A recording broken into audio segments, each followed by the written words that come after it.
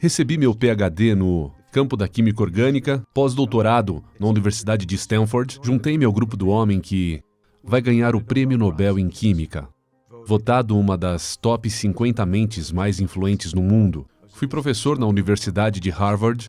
Eu discursei em cada uma das maiores universidades deste país. Tenho mais de 650 publicações de pesquisas, votado na revista RD como cientista do ano. Eu estou na Academia Nacional de Inventores. Eu sou membro da Associação Americana para Avanço da Ciência. Tenho mais de 120 patentes iniciadas. Iniciei 7 ou 8 companhias. Trabalhamos em áreas que abrangem da medicina, a ciência material, de eletrônicos, memória de computadores, dispositivos médicos. Trabalhamos em um abrangente alcance de áreas. Mas mais do que tudo isso, o que mais significa para mim é que eu sou um judeu que acredita que Jesus é o Messias. Eu cresci fora da cidade de Nova York. Eu pensava que todo mundo era judeu. Eu sequer sabia que havia qualquer outra coisa. Não tinha interesse particular nenhum nisso. Outro que, quando todos os meus amigos faziam bar mitzvah e bat mitzvah, então eu comparecia, claro, toda semana. Nunca houve realmente nenhuma excitação para mim. Me lembro uma vez mesmo que tentei falar com um rabino. Ele apenas me ignorou. Havia muito pouca explicação para mim. Eu lembro, quando fui para a faculdade, comecei a encontrar um número de pessoas que diziam ser cristãos nascidos de novo, que era um termo estranho. Como? O que é nascido de novo? O que você quer dizer com nascido de novo? Uma pessoa me viu na lavanderia e disse: "Você se importa se eu te der uma ilustração do Evangelho?" E lembro que sentamos ali e ele começou a desenhar um penhasco com um homem de um lado e desenhou um pequeno homem e outro penhasco com Deus do outro lado. E um grande abismo no meio que ele etiquetou com pecado. Olhei para ele e disse: "Não sou um pecador. Eu nunca matei ninguém, nunca roubei um banco, como poderia ser pecador?" E ele leu um verso da Bíblia: "Pois todos pecaram e decaíram da glória de Deus." No judaísmo moderno, nós nunca realmente conversamos sobre pecado. Não me lembro de nenhuma vez conversarmos sobre pecado em casa. Então tornou a outra passagem. Jesus disse: "Eu digo a vocês que qualquer que olhar para uma mulher com lascívia por ela, já cometeu adultério com ela em seu coração." Pau! Eu senti como se eu tivesse sido socado bem no peito. Ali eu estava, novo na faculdade, pensei que ninguém sabia. Eu tinha essas revistas e me tornei adicto à pornografia. Eram apenas revistas. E tudo de repente, alguma coisa que estava escrito na Bíblia de alguém que viveu 2000 anos atrás, me chamava para fora disso. E eu me senti imediatamente convicto e agora percebia como eu era um pecador. Quando eu li nas Escrituras o que o pecado é, então soube que eu era um pecador. Como vou chegar a Deus?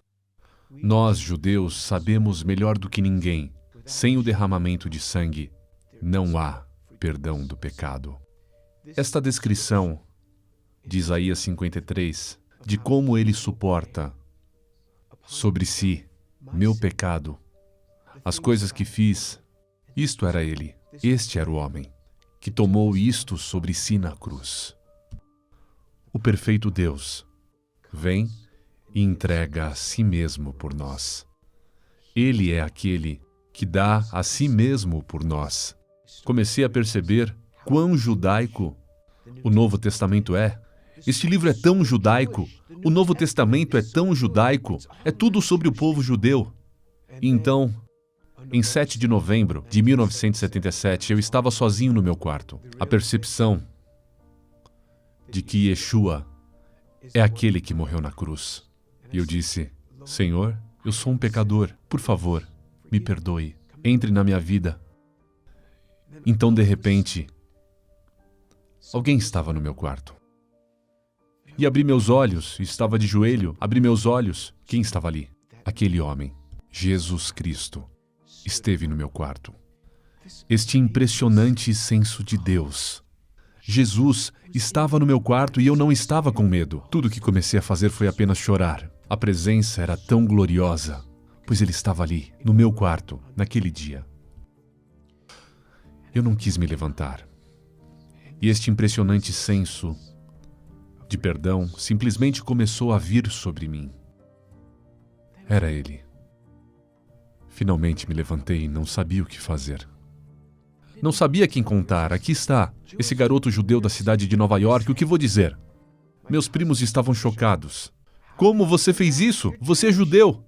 Contando para minha mãe como eu tinha convidado Jesus para minha vida. Ela não falou muito. Ela estava chorando. Ela contou ao meu pai. Eles não estavam nada felizes. E ela disse, eu não os culpo por matar Jesus depois das coisas que ele disse. Quem ele é para ir contra esses líderes religiosos que dedicaram suas vidas para ajudar pessoas e dizê-los que eram tumbas branqueadas? Quem é esse jovem homem nos seus 30 para dizer isto a esses estudiosos? Ele teve o que mereceu. E minha mãe é uma leitora muito profunda, pensativa e cuidadosa. Ela leu de Gênesis, atravessando do Tanakh, a coisa toda. Quando ela terminou, eu disse, o que você acha? Ela disse, Deus nos advertiu. Várias e várias vezes. Ele nos advertiu.